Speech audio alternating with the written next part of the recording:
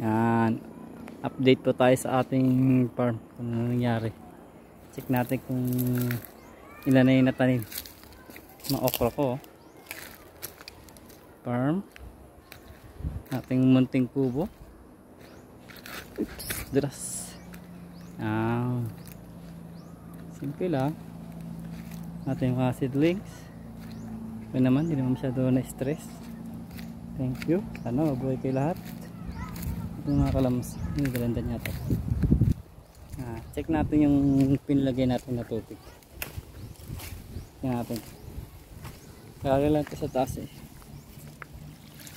Okay naman. Lakas naman. Yeah. Masinampay ko.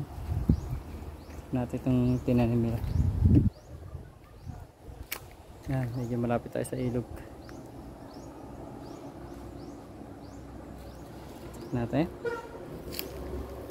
yung mga kalamansi. Tingnan natin yan. Mga bunga na, pwede na pitasin yung iba. Yan lang natin. Check. Okay, good. Dinalan pa. Very good. Yan lang guys. Naku, wala pang dako.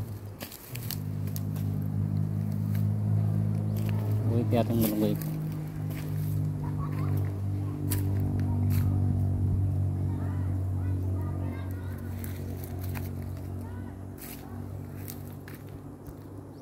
Hopefully, sana after 3 years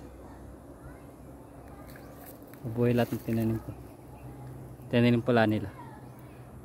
Yan, dyan lang yung dagat sa kabilang bundok. Okay. That's it. Bye bye.